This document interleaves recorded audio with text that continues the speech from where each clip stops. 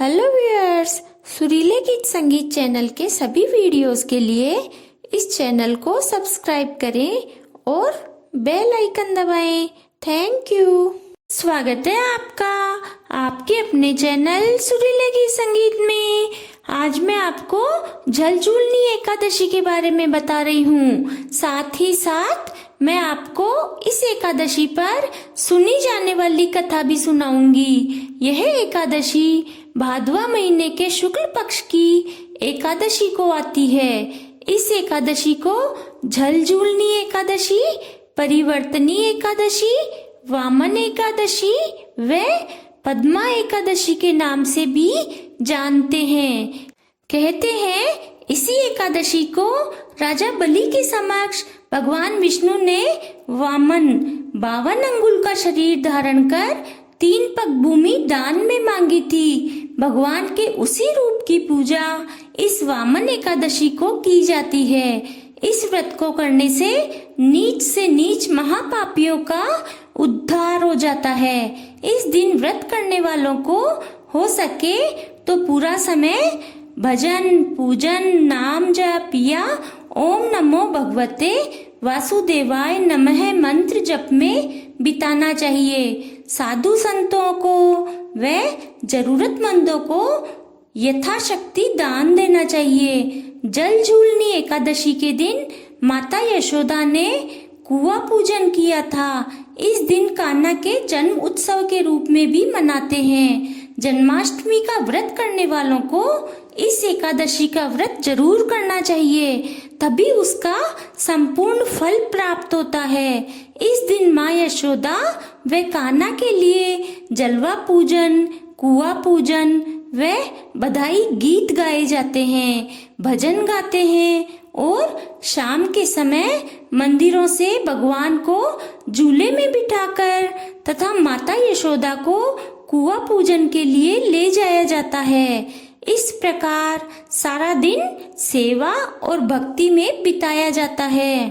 बधाइयाँ बांटी जाती है। इस एकादशी को शेष शैया पर निद्रा मग्न भगवान विष्णु करवट बदलते हैं, इसीलिए इसे परिवर्तनी और पद्मा एकादशी के नाम से भी जाना जाता है। इस दिन भगवान के वामन अवतार की स्वर्ण मूर्ति या मूर्ति के समक्ष 52 पेड़े और 52 दक्षिणा रखकर पूजा करते हैं। 11 के अगले दिन पारण के समय गाय माता को रोटी खिलाएं, साथ ही साथ एक ब्राह्मण को भोजन करवाकर या सीधा देकर खाना खाएं। अब मैं आपको इस एकादशी की कथा सुनाती हूँ। एक बार धर्मराज युधिष्ठिर ने कहा, हे भगवान, भादवा महीने की शुक्ल पक्ष की एकादशी का क्या नाम है और इस एकादशी का करने का क्या फल है? तब श्री कृष्ण जी ने कहा कि धर्मराज, इस एकादशी को परिवर्तनी या वामन एकादशी भी कहते हैं। कहीं कहीं इसको जयंती एकादशी भी कहते हैं। यह पापों का नाश करने वाली, स्वर्ग देने वाली, नीचों का उद्धार करने वाली, वाजपेय यज्ञ के समान फल देने वाली है। जो मनुष्य अपनी गति चाहते हैं उन्हें इस एकादशी का व्रत अवश्य करना चाहिए। जो मनुष्य इस एकादशी को वामन भगवान की पूजा करते हैं वे तीनों देव अर्थात ब्रह्मा, विष्णु, महेश की पूजा का फल प्राप्त करते हैं। इस एकादशी के दिन श्री विष्णु करवट बदल लेते हैं, इसीलिए इसे परिवर्तनी एकादशी भी कहते हैं। युधिष्ठिर ने कहा, हे भगवान, आपने किस प्रकार वामन रूप धारण करके राजा बलि को बांधा था? आपकी क्या क्या लीलाएं थी, यह सब कहिए। तब श्री कृष्ण जी ने कहा, हे धर्मावतार, मैं अब तुमसे पापों को नष्ट करने वाली इस कथा को कहता हूँ। त्रेता युग में दानव कुल में एक बलि नाम का अत्यंत भक्त तथा दानी व सत्यवादी और ब्राह्मणों की सेवा करने वाला प्रतापी राजा हुआ था, जिसने अपनी भक्ति के प्रभाव से इंद्रलोक पर अधिकार कर लिया था। बलि द्वारा इंद्रलोक पर अधिकार करने पर सभी देवता स्थान विहीन होकर दुखी रहने लगे और उन्होंने श्री हरि से जाकर प्रार्थना की। तब भगवान ने वामन अवतार धारण करके अत्यंत तेजस्वी ब्राह्मण बालक के रूप में राजा बलि पर विजय प्राप्त की थी। तब युधिष्ठिर ने कहा, हे कृष्ण, आपने बलि को वामन अवतार धारण कर कैसे जीता? श्री कृष्ण जी ने कहा, हे राजन, मैंने वामन रूप धारण करके राजा बलि से 3 पग भूमि दान में मांगी और कहा कि तुम्हें 3 लोक दान का फल प्राप्त होगा। वामन जी के इस दान को देने के लिए राजा बलि तैयार हो गए।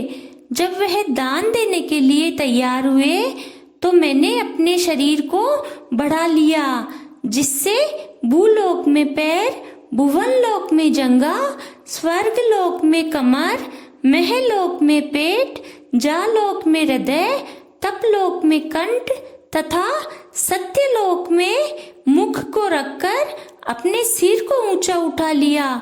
उस समय मैंने राजा बलि से पूछा, हे बलि, अब मैं अपना तीसरा पग किस स्थान पर रखूं? मेरी बात सुनकर राजा बलि ने अपना सिर नीचा कर लिया। तब मैंने अपना तीसरा पग उसके सिर पर रखा। उसके कारण वह दानव पाताल लोक को चला गया। जब मैंने बलि को अति विनीत दशा में देखा तो मैंने कहा, हे बलि, मैं सदैव तुम्हारे निकट ही रहूंगा।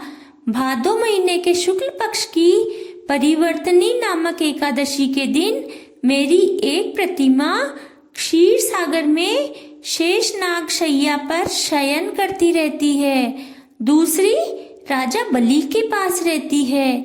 इस एकादशी के दिन भगवान विष्णु करवट बदलते हैं। इसी दिन भगवान त्रिलोकीनाथ व श्री विष्णु की पूजा की जाती है।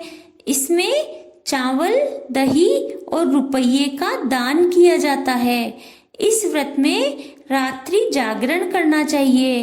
इस व्रत को करने से मनुष्य सभी पापों से मुक्त होकर स्वर्ग पाते हैं। इस दिन ककड़ी का सागार करना चाहिए।